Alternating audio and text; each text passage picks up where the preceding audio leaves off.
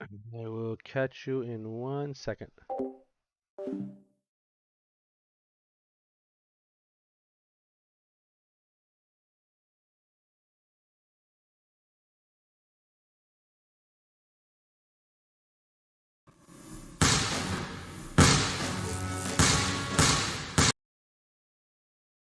What's up, Nick Nation? This is your boy Juby the Tubi. Straight Talk family above everything. Let me apologize about the audio and the connectivity if there's an issue. My partner Zenray will send me the audio file, but I'm having some work done in my house, so I'm on Wi-Fi, and as you guys know, Wi-Fi is tremendously trash. So Knicks win last night again, led by Julius Randle, 46 points, 10 rebounds. R.J. Barrett, 27 points. Emmanuel Quickley and the Young Guns, but we did have a couple of key people that went down. Mitchell Robinson, his shoulder, no word yet on how severe the injury is. Stick around, much more with I, Juby the Tubi, and Zenray from Zenray Sports.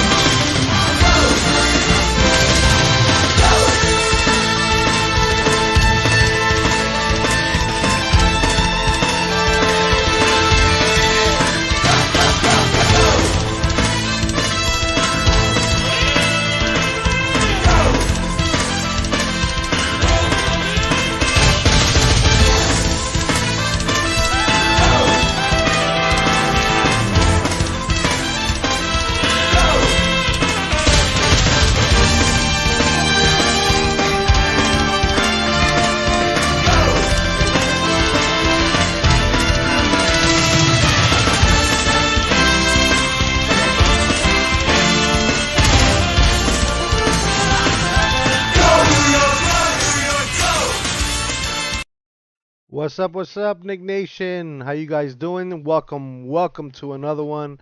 I'm your boy Juby the Tubi. Knicks won last night. They continue on this winning streak. They won 131 to 115. Started off the game really slow. We're getting blown out up until halftime. Something was said in halftime that ignited this team because in that third quarter, total different Julius Randle, the former man who stirs the drinks, finished the game last night with 46 points, career high, 10 rebounds. The last Nick that was able to have 40 plus points, 10 rebounds and 5 three-pointers was Carmelo Anthony in 2014. So, man, what a great game it was. R.J. Barrett contributed with 29 points. And Emmanuel Quickley continues to be uh, amazing. 27 points, 4 assists, 6 rebounds. Hope you guys are doing good. Hope you guys are doing safe. And I appreciate you guys stopping in. Again, I apologize about the audio and the video. I'm using my mobile phone as my camera and using only one monitor. So things might look a little bit different today. Apologize to you guys if you see me lagging or anything like that. But we got to do what we got to do. just to come and show you guys that we mean business and we bleed orange and blue no matter what the circumstances are. But let's bring Zenray from Zenray Sports TV to get his analysis from last night's game and what he expects for the next couple of games from the Knicks if they have a chance on making another run into the playoffs. Give me 1 second, guys, and I'll get him in here.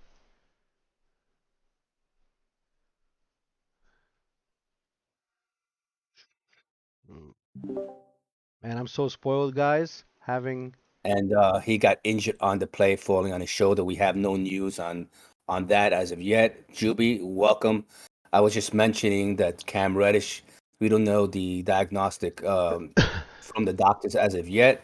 He's being viewed by their team doctors to find out how bad that shoulder is. Welcome, Yeah, Juby, and family pre- above everything. New York Straight Sports Talk. appreciate it, guys. Thank you for having me from Zenray Sports TV. As I just told my chat, I apologize for the audio and the camera. If my audio comes in and out, but got having some personal stuff done to my home, and as you guys know, the show must go on. So we're gonna do whatever we can do to make this happening. But the Knicks won last night, Zenray. Well, again, they keep fighting. They started off really flat in the first half, and they won 131 to 115, led by Julius Randle. Something was said to him in that halftime. They did ask him after the game what was said, and he kind of shrugged it off and said that he knows what he needs to do, that he was basically not second guessing himself. But I think there was something more to that. There was a fire lit under that man that I haven't seen this season really. He was aggressive, he was making smart plays. And the last Nick to have 40 points, 10 rebounds, and more than 5 3-pointers in a game was Carmelo Anthony in 2014. What's your take on last night's game? Wow, and that's some good stats. I didn't come up with those stats. I know this is their first back-to-back win since January 12th of this year. So this shows how important this little run that you have to make. And you did it with the young kids.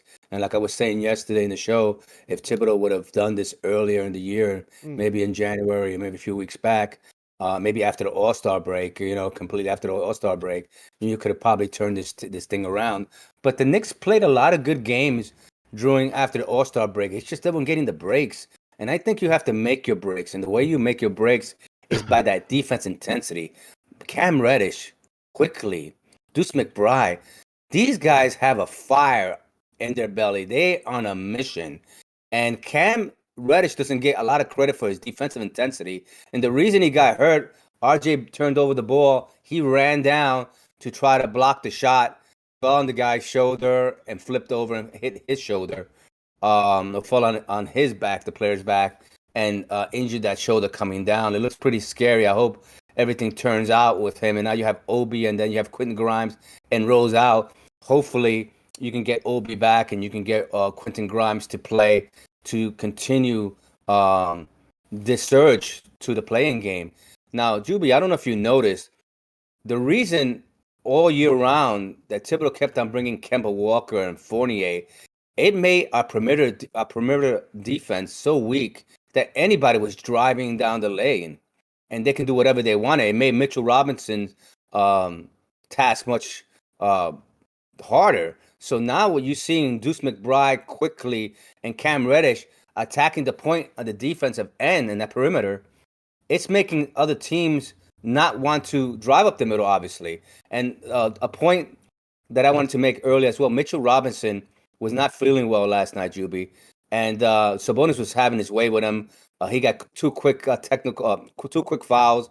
They took him out of the game. He wasn't feeling well, so he was playing.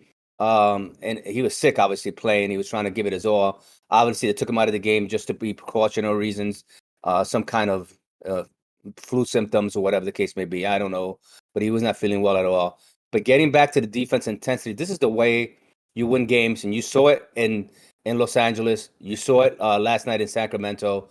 Defenses win your games. You were down by 20 points in that third quarter, and usually the third quarter is our nemesis. What the Knicks did is they bought these defensive demons and Quickley and Reddish and Deuce McBride. These guys were on the floor. I don't know if you noticed.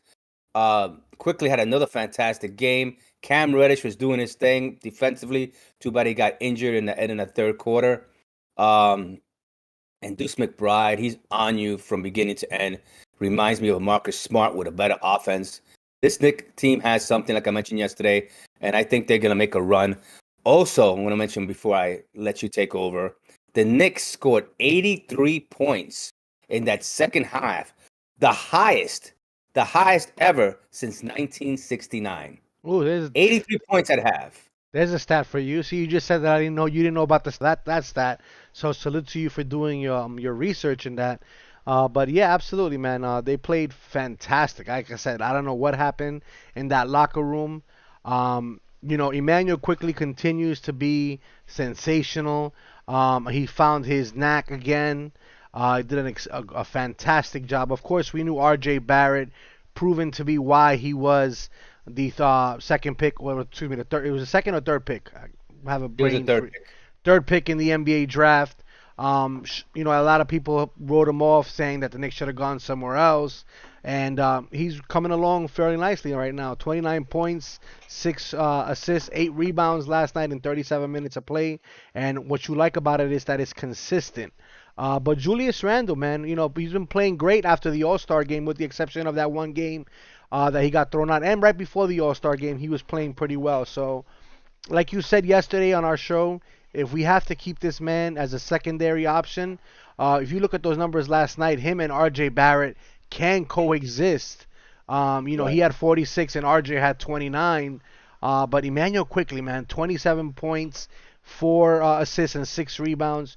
Normally, I would give the game ball to Emmanuel Quickly or Julius Randle, but I'm gonna throw a wild card for you.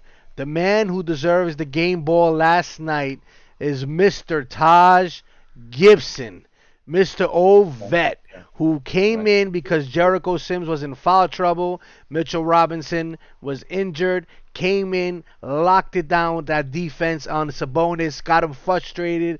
He got thrown out of the game. Wow, I mean the guy, it doesn't get you. It comes to show you why Tom Thibodeau loves Taj Gibson, and I can understand why. The guy is an old school dog. He hasn't played in I don't know how many weeks, and just came in and made such an impact. We're so lucky to have a player like that. I wish, honestly, and I'm gonna go back a little bit on what I normally say. In certain situations, maybe we should include Taj Gibson in nights like this when guys are in foul trouble and guys are not feeling well. Taj Gibson should get definitely some playing time, man, because look what he's doing. I mean, the guy is playing. He made a difference yesterday on the defensive end. He suffocated Sabonis. He suffocated the paint, and we were able to breaks. Like you said, Deuce McBride, although wasn't running really the point, has some nice passes, alley oops. It was a great thing to see. We keep it. We're continuously growing, and the young kids are looking good, man. I just hope that Cam Reddish is not going to be out for too long. I hope it's going to be a day-to-day injury, because, like you said, we already got Quentin Grimes, Derrick Rose out. But if some reason Cam Reddish does go out, you might see a little bit of Lawrence Noel, which I don't really think is a good idea. But what's your take on that? I think Nolan's Noel. I think Taj Gibson, the way they use him is you can't play him every day. He's not that No. type of player. You use him once a week, twice a week if you had to. He has a long layoff. It doesn't affect him. He comes in like he's been playing for Oh, days. He's just a reliable veteran, and he knows how to take charge. He frustrated Sabonis all night, and that has to do with his years in the NBA. He knows what triggers other players and what he has to do with them. And maybe he was getting little shots here and there that he was not appreciating, but only an experienced veteran like Taj Gibson can get away with this stuff because he knows it's like a boxer. They know how to throw little dirty blows here and there. I'm not saying that Taj Gibson is dirty, but he knows how to get under people's skin. It worked last night. Sabonis was ejected, but I looked at you mentioned Quickly. Quickly is a rising star now. The way the last 3 or 4 games he's been playing, last game in LA, I thought that was his best game. I can even throw tonight as another last night, and there's another game that he excelled at. Burks in 36 minutes of play was a plus 24. He had 5 points. Once again, this 36-minute kind of experiment, but his defense was very good last night. The whole team's defense collectively was good. Even Randall was throwing his body there defensively. Randall in 34 minutes of play was a plus 18, had 10 rebounds, 2 assists, 1 steal, 1 block. He only had one turnover, Juby. He's usually good for 3 or 4. He played probably his best game since last year. Probably his best game I've seen him play overall, defensively, being in the game. Mark Berman mentioned something. I don't know if you heard something that he mentioned on Twitter or one of his podcasts, that Julius Randle was out of shape when he came in this year. After he got his contract, he wasn't really, what he did last year. Last year, he came in tremendous shape. So maybe that's the telling sign why Randle wasn't as sharp as he should have been coming into this year. And if that's the case, shame on Julius Randle. But look, if you're doing it now and you come together with this young team and become that extra force with Barrett Agüita. offensively, then we're all good. And I think that the Knicks can make that run, and I look forward for the Knicks to